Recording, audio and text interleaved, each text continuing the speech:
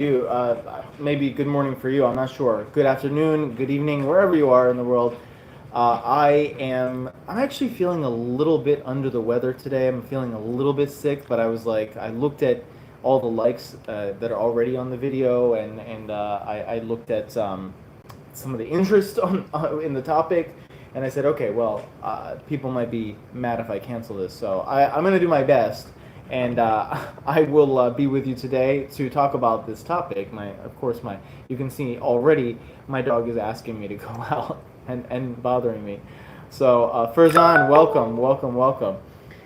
So, and I want to give a shout out to all my channel members, right? All the new channel members as well. Welcome, welcome. Thanks for joining the channel. Awesome to have you.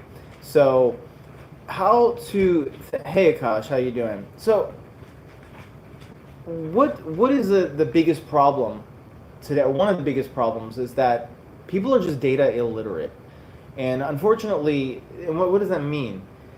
Well, unfortunately, people don't get to they maybe get to high school, they get to college, and they don't really learn how to interpret data, right? They don't understand. And why is that it's so important? Nowadays, we have so many pieces of data and claims being thrown out there all the time. I'm gonna make a whole video about this coming up in a few weeks, about thinking like a data scientist, actually training yourself with a few key concepts and a few key questions whenever you see a claim, to train yourself to think like a data scientist, to think really rigorously. Welcome, welcome. How many hours do I read a day? I actually read about an hour and a half a day. How to regain curiosity and momentum. Hold that thought, because it's a complicated question, and I don't want to go too off topic for the live. But yeah, we'll talk about it. We'll talk about it. So, what do you learn in school? You might say, at least in American school, my dog is bothering me again. Look at this. She's pawing me, and she wants me to not be on the live right now. Yes, yes, yes. I know. You're trying to get my attention. In school, especially in high school, I would say, you start to learn about sources, right? You're taught about primary sources, you're taught about secondary sources, and primary sources are ones from PhDs or universities or whatever, official data, secondary sources are good. I would say good sources. That's what they teach you, not primary or secondary. They say good sources, right? Good sources are those trustworthy sources are those ones. They don't really tell you why. They don't really ever tell you why, most of the time. They just say, hey, these are good sources, trust these. That's not really a critical thinking approach, I would say, to explaining why. That's why, I think more and more you do end up with people who are actually skeptical of, PhD and expertise and data that comes from these sources, because it's never explained to you why they're actually legitimate sources. So anyway, separate topic a little bit. But, in school especially, we're never given this deep dive understanding of data and statistics in a really meaningful way. And yes, some people do take statistics and probability and these kinds of things, and that's given in a math class, but they're not given in a context of, okay, how do you use these as tools to think critically? So for one example, I'll just give you guys an example. One idea or one piece of data that I came across recently, and by the way, I'm actually sick, so that's why I might be clearing my throat. I might be a little out of energy, but I'm going to do my best here. Just a little bit sick. I'm not terribly sick, but I wanted to be with you guys because there was a lot of interest in this topic. But so sorry if I that's why. Sorry if I zone out a little bit.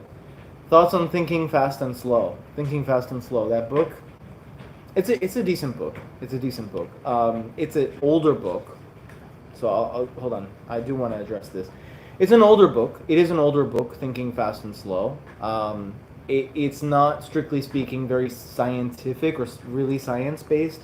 It's more kind of armchair thinking, or it is based on some science, some scientific inquiry that they were doing back then. But it's not. If you want something that's like a historical read to understand the historical thinking about thinking and human thought processes, then yeah, Thinking Fast and Slow is a fairly good read for that. But yeah, any advanced book. How advanced do you want? How advanced do you want in terms of thinking? I mean, any books on computational neuroscience or computational psychology will give you a really advanced understanding. If you want a good understanding of thinking, of human thinking and critical thinking, that is based on, this is actually relevant to our topic, but based on the latest science, but it's not super technical. How Minds Change by David McRaney is a good book, based in a lot of good actual cognitive science. And the book Tribal by, what is his name? Michael Morrison? Yeah, that's a good one. Thoughts on nihilism. I will circle back on this. Thoughts on nihilism, okay? Because this does have to do with critical thinking. It does, not directly tied to data interpretation, but it does have to do with normative reasoning. So I will circle back on nihilism. It's a good question. But data interpretation. Here's the problem, is that, like, I'll give you an example of the problem. I'm scrolling through, I'm sure you guys scroll through social media and you see some TikTok or some YouTube short that tells you, oh, there's some study that showed that people in this group believe this and this group believe this, or this causes this, and I came across a statistic on Facebook. I was just scrolling through it. I saw this ridiculous post that would fool most people. It would fool most people. It's about the average income of a fast food worker in California somewhere, and saying, oh, they make more income than an AI developer in France and Germany. I'm actually going to talk about this specific case because it's a great example of real statistical misinformation. Ok, un sujet important. Merci et courage. Merci. Je parle un peu de français aussi. C'est incroyable de voir un autre francophone sur ici. So anyway, just speaking a little bit of French because I get excited when I see another French speaker on here. So yeah, I should do something in French one of these days. But anyway, so yes, I saw that claim and I said, yeah, off the bat, my alarm bells went off, and I said, well, first of all, you're comparing one fast food chain, their manager salary, right, in one specific region to an industry-wide average in two different countries, right? And so you can make any conclusions you want with data like that, right? Do you see automatically how people can use data to manipulate you? Another one that's not even thought about a lot is that people will spit out raw data. And by raw data, I mean, anything, regardless of your ideological bias. 57% of black people are incarcerated, as opposed to 30% for white people for a specific crime. Like let's say as an example, that's an example statistic. Let's take another one, just to be ideologically fair, because everybody, right? There are statistics about everything. Let's say, right wingers, right? 20% are 80% of them, engage in violence, something like that. 20%. These are not actual statistics, but people throw things like this out there all the time. And what you have to understand is, from the standpoint of statistics and data, a raw statistic like this, it's not totally meaningless. But I want to emphasize, it's basically meaningless. It's basically meaningless without any context, and especially without some sort of what's called a hypothesis test. You actually have to test. You can't just throw a statistic out there, first of all, and say, okay, yeah, that's the truth, right? Why? You have to subject it to a hypothesis test. Even the most reliable, what we consider the most reliable statistic, let's say there's from National Institutes of Health statistic, you can't say, oh, that is the absolute truth, just without more context. You have to actually ask, was it hypothesis tested, right? In other words, what is the probability of randomly getting that statistic in any given sample, right? You have to ask questions like that. And people use this to spit out, ideas all the time and to justify things. And so what you want to do is you want to train yourself. You want to train yourself when you hear a statistical claim like this. Welcome, Victor. You want to train yourself when you hear a statistical claim like this, or just any statistic, any percentage, whether you're in favor of it or not, whether you have a bias towards it or against it. You want to ask, was it hypothesis tested? How big is the sample size? What is what's called the standard deviation, right? Is there a large variation in terms of the difference that we could see among individuals in this population, right? So, yeah, you're welcome, Mark. And so, just everyday average people don't take enough time to think through these questions, but these questions are trainable. It's not like these questions aren't trainable. It's just people can be very easily fooled, and unfortunately are easily fooled with these. So I'm actually going to be making a video, as I said, full video soon, with very specific questions you can ask.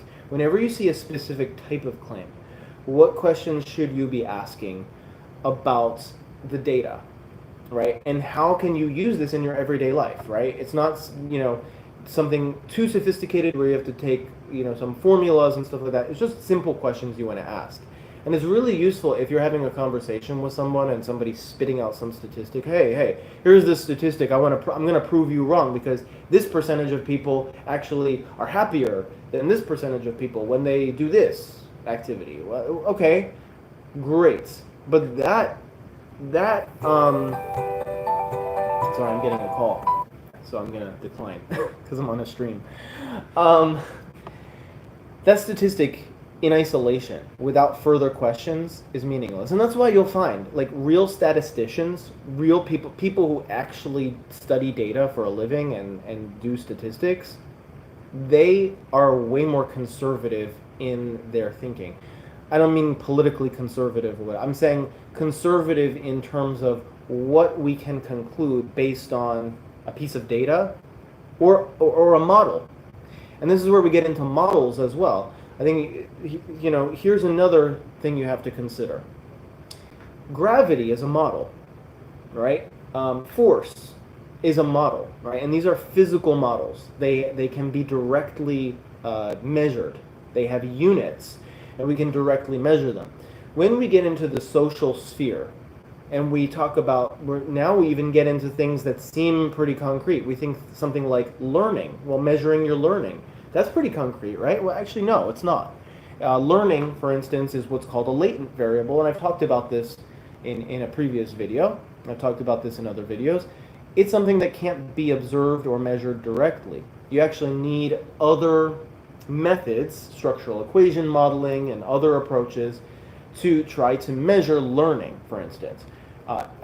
Intelligence is another one of these. Kind of fluffy variables, kind of fuzzy variables. Happiness is one of these kind of fuzzy, ambiguous kind of variables. Even economic growth. You think, well, yeah, economic growth is straightforward. Economic growth, has units. Does it have units? It doesn't actually have units. You might think, oh, GDP. Okay, GDP is economic growth. But GDP is one model of economic growth. There are actually many models. When you open up a textbook In economics, yes, you learn about GDP as the model of economic growth. In reality, actually, there's a great, very more interdisciplinary textbook, more comprehensive textbook. It's free out there, by the way. It's called Core Economics. The Core Economic, it's called CORE, Open Source Project for Economic Studies. And basically, what they do is, they talk about GDP as a model, but they talk about Gini coefficient. They talk about different aspects of different models that go in that can be considered in terms of economic growth, right? And so when people, so this is another point about statistics and data literacy. Not only when people show you data, but when they make claims about models, right? Models. What do we mean by models? Let's go over some. Learning, intelligence, depression, democracy, happiness. All of these. Hey, Achal, I'll get to your questions soon. And thank you, Akash. All of these are models. When anybody makes a claim about any model, here's what a good critical thinker does. You don't say, oh, yeah, okay, that makes sense. Oh, okay, oh, great, X percent, let's combine the claim to be even more ridiculous. X percent of people, like if 52% of people who engage in some activity Y are happier than people who don't. Okay, well, what are some of the questions in this case you want to ask? Okay, not just about the data. Okay, what's the sample size? Is this subject to aggregation fallacies or Simpson's paradox? And we'll actually talk about that. I'll talk about that paradox in another video. But ask all sorts of questions about that data figure that's thrown out there. But also, ask about the model. How is happiness being measured here? Is it a utility model? I personally think that utility, and I have good reason to, I actually have written extensively about this with respect to utility. I think utility is not a good model for happiness, to measure happiness. First of all, it's very, very vague and philosophically very questionable. But Gotham, welcome. So that's a little bit of my thoughts on data interpretation. I'm going to finish with this, and then I'm going to get to your questions. I believe that this is trainable. We are just not trained to do it, to think this way, and to apply this kind of statistical reasoning, partially for two reasons. One, well, there are actually a couple of reasons. One, at least our schools here, the U.S., don't have a lot of resources for this. Just not enough funding to expand the resources to teach this. I think there's also not an interest in teaching it. I think if you don't teach people critical thinking, they're easier to manipulate. And I don't want to sound like conspiratorial in my thinking. That's not where I'm going here. But it does happen to align with a lot of politicians' interests to have people who can't think critically, right? Because then we'll just fall for anything that they say that sounds really good, especially if it's dressed up in some official sounding data, right? Always question the data claims, right? And then three, I think there's also a belief among educators that smaller children can't grasp these concepts. And that's actually false. I mean, I've actually worked with all ages. I've worked with college level, very advanced. I've worked with students who need more support, lower performing students. I've worked with students at a very low grade level. So I believe all students can understand what we consider these are advanced data and statistical concepts. They're not so advanced as you think. They do take practice, but we can teach this. We could teach this. You can incorporate it into a curriculum, right? And it's not that hard. It does take will to do it. We can explain to young kids how to interpret data. what is a logical statement, right? If P then Q, right? Not P or Q, right? Well, great, that's logical. We can simplify that for children, though. Right? We can simplify that. So all of this can be taught.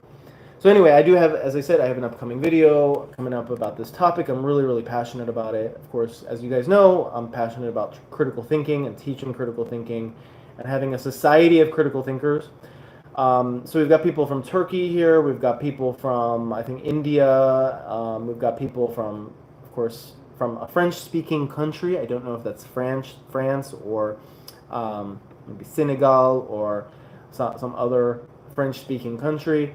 Mark, yeah, Bayesian stats. I'm just going through all of these. And I do say Bayesian, okay? Deal with it. I say Bayesian. People say Bayesian. Some people say potato. Some people say potato. I say Bayesian. I like saying Bayesian instead of Bayesian. All right? I guess it depends what mood I'm in. So Akashi said, have you heard about the book Reality Transferring? Reality Transferring? I'm not sure exactly what that book is. No.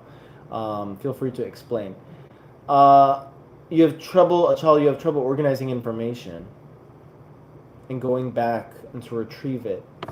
How are you practicing? Because that makes a big impact. If you're not practicing, we shouldn't have to. Let me put it this way: with respect to information, the more information we learn, the more impossible it's actually going to be to go back and look at all of our notes all the time. Eventually, we get to a point where we will not be able to go back and review all of our notes on something. So it's not a reliable system long term. To start, yeah, it's reliable. We do need to be engaging in some project. I've said this in other videos. The more you apply your skills and the more you apply new things that you're learning, the more it's going to tie together with other skills that you've learned and associate in your mind, in your brain, with other skills that you've learned or you're learning. And you won't have to memorize them. You shouldn't have to memorize them. You should be practicing something that incorporates the skills so that they become automatic, right? The practice is really, really important. So just taking notes and going back to textbooks. Yeah, so that's why. I would suggest getting together in some either study group or trying to teach the information. Right? Can you teach the information? Can you just like stand up at home by yourself or in your room and walk through a problem as if you're teaching it to somebody who doesn't know it? When you do that, it seems silly, but when you do that and you practice that way, yeah, well, theoretical math and physics, that's perfect. When you actually do it and you explain it as if you're the professor, right? You break it down, you're gonna start to realize exactly where your misunderstanding is.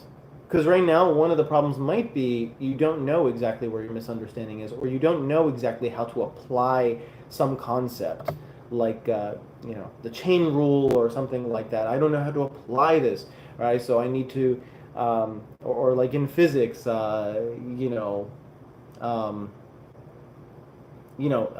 you have? Can you actually work through a problem with, for instance, just trying to think of like Bernoulli's law or something like that, like fluid dynamics or something. I don't know exactly what you're studying, but and then actually break that down and see where you're making the mistake, right? I mean, yeah, it is repetitive. I will say it is repetitive. Like a lot of learning is repetitive. I will say sometimes you just got to get through that boredom. Not all learning is fun. I mean, not all learning is fun, and not all learning is actually enjoyable. Like sometimes you just have to push through the process. Yeah, well, you're not dumb. Physics and theoretical math are just they're difficult topics. They are difficult topics. I mean, a lot of these topics are really difficult topics. So don't feel bad about it. Well, let me put it this way: they're not intuitive. A lot of physics is not intuitive. A lot of logic is actually not intuitive. If P, then Q, right? Therefore not P or Q. It's actually not that intuitive. You actually have to do a truth table and kind of think through it. Linear algebra, well, okay, linear algebra is not intuitive. right? Definitely. Quantum physics. Okay, you probably chose the most unintuitive branch of physics, right? Quantum mechanics is not very intuitive. Not very intuitive. So it's stuff that you have to practice with. You know what? I would try to find something you're most interested in those topics, like linear algebra, quantum physics, all that stuff. Maybe, is there something you can apply it to? Do you like quantum computing? Are you really interested in quantum computing? Are you really interested? Um, are you really interested in, like, let's say, are you really interested in machine learning? Right? You can use linear algebra with that.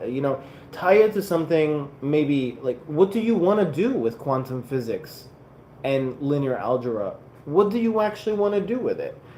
Like, that's just a general question for everybody. What do you want to do with your learning? Why are you learning what you're learning? Yeah, you might say, well, to get a job and stuff like that. Great, okay, cool. But aside from that, is that the only reason you're doing it? That actually might be the bigger reason you might be struggling with it, is because it might not be a real passion. It might just be something that, these are some inner questions to ask. Now let's see. Oh, yeah. So Akash, if you have to choose any volume from the great mental models, which volume would it be? I probably would go with volume 1, just because it focuses on really the fundamentals.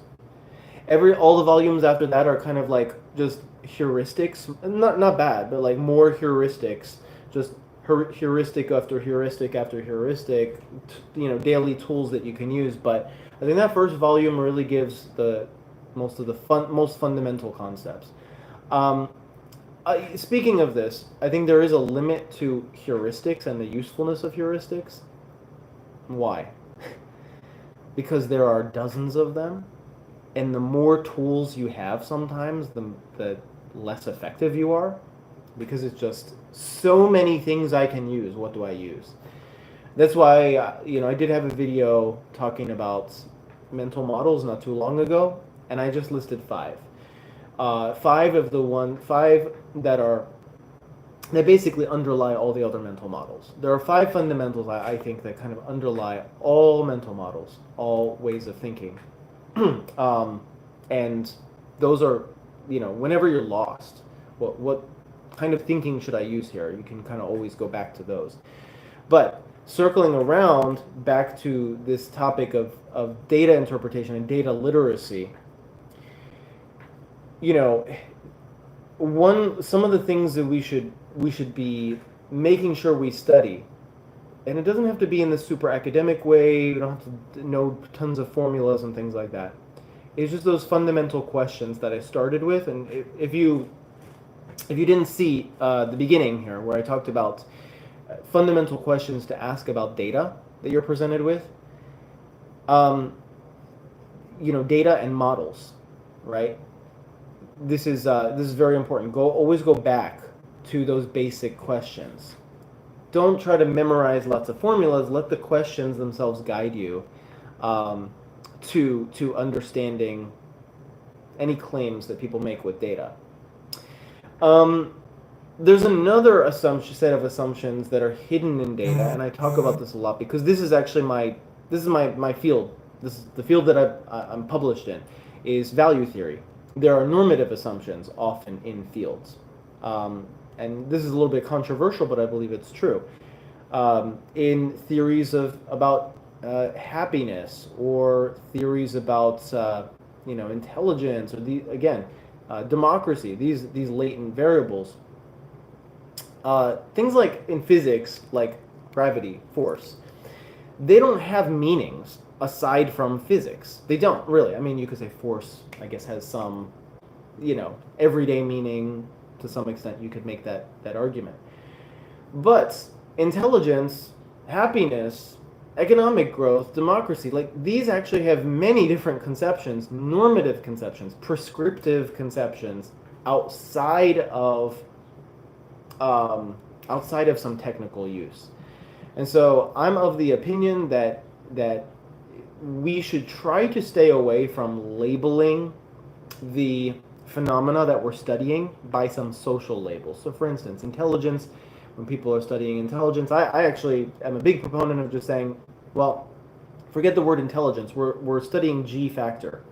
Okay, what does G factor, which is the original name, when these theories of intelligence were first derived, G factor, we're studying G factor, what is the predictive power of G factor? What does it predict? Well, it predicts X, Y, Z, right? Fluid reasoning and these kinds of things. And so it basically has, it predicts some things that actually have units, like IQ score. Great, that's a unit, right?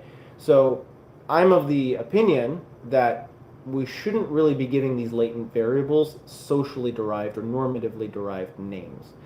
So, let's see. Okay, funny question. Two funny questions. What skill do you think I need to learn along with this? Because all we do is rote learning and there's nothing retention, and I wasted my 2 years and now in finals with skills. Just as I said, I think you have to take it into your own hands, and you have to actually sit alone. If you don't have anybody to teach or to work with as a group, sit by yourself, or stand in front of a board, or stand in front of, at home, write on a board or write on something and teach the concept as if you're teaching to a student. I guarantee you that's going to really help your learning process. Gmail user, which shaving equipment to use? I can't even remember. It's some electric shaver, right? Yeah, I kind of get a nice shave, right? So I do not look good with a mustache or a beard. I will tell you. I kind of tried it in college one time, like mustache, beard, and I'm like, no, this isn't working. So I'm just gonna keep it clean shaven. Yeah, if you try to imagine me with a mustache and a beard, I think you can understand why I kind of avoid it, right? Yeah. So I'm 36. Yes, I'm 36. So guys, I appreciate you. I have actually upcoming my critical thinking boot camp. It's taking place on August the 10th. You can find more information about this on my recent YouTube posts. I actually have some stuff that I have posted about it. I will actually be posting about it again, so you can register for it if you want. It is free.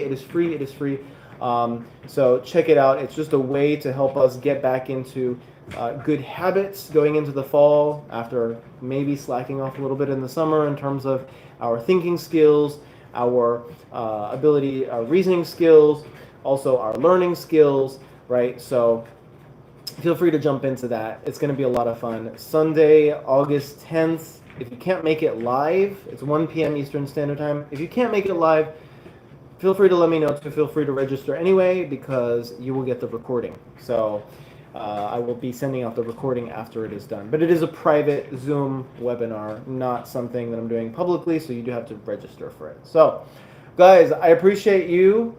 I will see you soon, and I'll see you next week. Have a great rest of your day.